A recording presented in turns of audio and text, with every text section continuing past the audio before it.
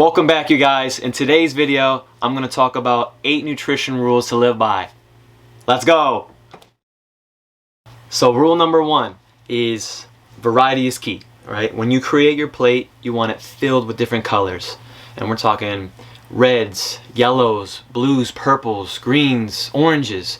And some examples would be your red, yellow, green peppers, your spinach, your kale, some sweet potatoes, good complex carbohydrate, your eggplant, right?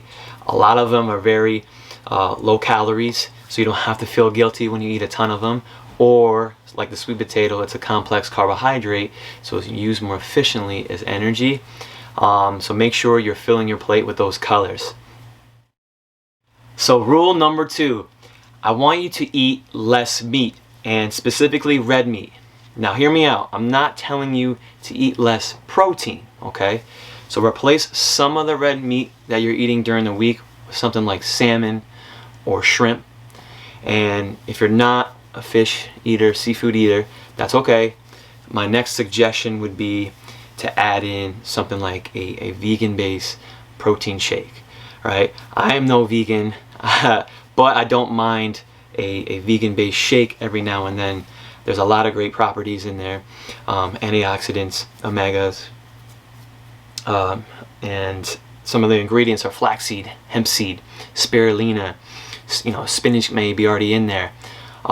Great on your digestive health, gut health, and you won't get the negative side effects like the lectins from the red meat, which can tear away your stomach a little bit. So yes, replace some of that red meat with maybe a vegan-based protein shake or some fish, and it's not that bad. So give it a shot and see how you feel by the end of the week. So rule number 3, drink more water. Yeah, I'm talking to you. We need to drink more water, and I encounter this a lot with people who are working with me for the first time, or my long-term clients. And here's why. It helps you lose weight, and it helps keep you fuller longer. So that's going to control your portions, right? Another thing is it helps carry the nutrients throughout your body. So that helps with recovery. Another thing, it helps with performance. Your muscle in particular requires water, requires to be hydrated, which also helps prevent you from being dizzy, lightheaded, dehydrated. So for example, this is pulling from my wrestling days, and you can relate this to UFC fighters. When we cut weight, we're cutting, majority of it is water, right? Yeah, you're gonna lose a little fat though. And we have like a 6-week, let's say 46-week period, especially those fighters, big name fighters. The first thing we do after we weigh in, because when we weigh in, we're at our weakest, we are at our most terrible. After we weigh in, we drink water. We drink water to rehydrate. Your performance level, it's not going to be at 100% again, but I wouldn't be surprised if it's 9 out of 10. So here's another example. If I'm bench pressing 225, I get an easy 10 reps, right? I'm hydrated 10 reps. I go on a 6-week water cut. I'm not going to get that for 10 reps again. I'm going to be beef jerky out there, and I'm only going to get 2 or 3. I guarantee if I rehydrate for 24 hours, I'm going to at least get 8, 9 out of those 10. All right, so performance is key, keeps you fuller longer, helps control your portions, and helps carry those nutrients.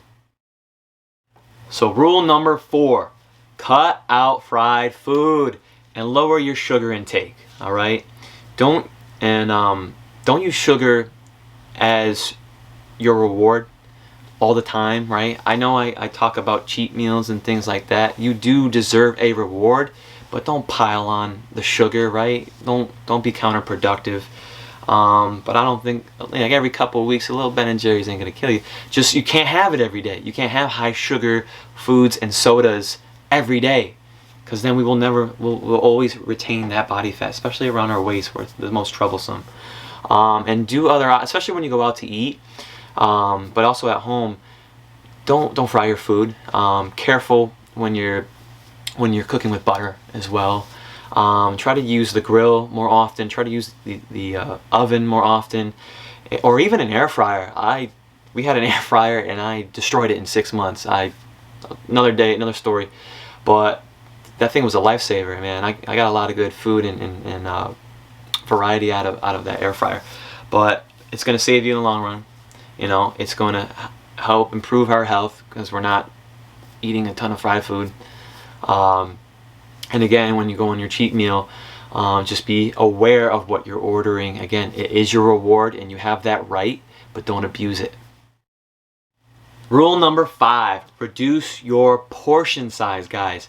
And this ties into that ties into water, that ties into variety, right? From what I talked about earlier. But reduce your portion size by, 1, don't grab a large plate, right? Because if I have that large plate, I'm most likely going to fill it. Even if I don't want all that food, I'm going to try to finish it. I'm going to go Joey Chestnut on everything and try to put down as much food as I can. So a great rule change or change up to your nutrition is shrink the size of your plate. That way you won't pile it on the food, and then if you're tying in the water and you're tying in that variety, oh my, I would not be surprised in several weeks time you lose a ton of weight fast, right? So give that a shot. So rule number 6, and I'm gonna get some flack for this, is cut out or cut down on your alcohol consumption. Hold on, Christian, what are you talking about, right? Well, hear me out. So alcohol makes you worse at exercise. If you have a killer weekend and you binge or whatever, you're gonna be maybe hungover the next day. Some of you guys are superheroes. I don't know how you put it down, but it's gonna affect. Like if you're going on a binge Saturday and you try to work out Sunday, you're gonna be terrible. You're gonna smell like whatever you were drinking. But you deserve to have a little fun. You deserve to have a little reward. Just you got to cut it down during the week, right? Or cut it out completely. If you're serious about some weight loss, you will cut it out.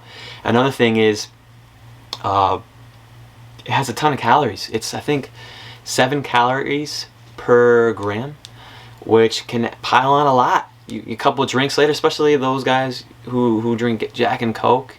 If that's your drink, I'm not trying to offend anybody, but the soda has a ton of sugar, a ton of calories, and so does the Jack Daniels. So maybe change up your drink of choice. I'm a big tequila guy. I don't drink a ton of it, but it's definitely a healthier option. It's plant-based, and when I want to get fancy, I'll blend a little fruit in there, maybe put a little agave nectar in there. But whatever your drink of choice is, just be careful, cut it down, and it's going to help with the weight loss. It's going to help with your exercise if you're cutting it down or cutting it out. So rule number 7, try a probiotic, right? So hear me out. For this supplement, it definitely helps with absorption of nutrients, right?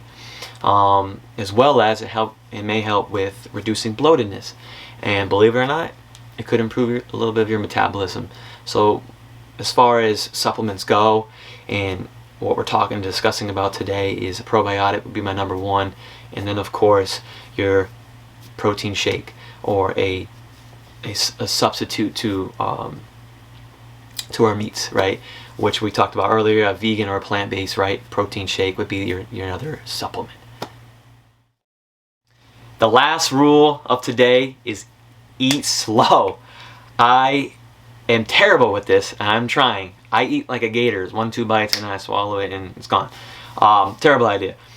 Chew your food about 10 times before swallowing. 1, it's going to help with the digestion of it because you're breaking it down more. And 2, it releases certain chemicals in your brain that help with thinking you are fuller, believe it or not. So eat slow, chew about 10 times. Don't eat like me and eat like a gator, okay? So those are my 8 nutrition rules to live by. I hope you guys enjoyed it. I hope you took some notes. Do me a favor, hit that like button, subscribe to the channel, and I'll see you guys on the next video. Peace!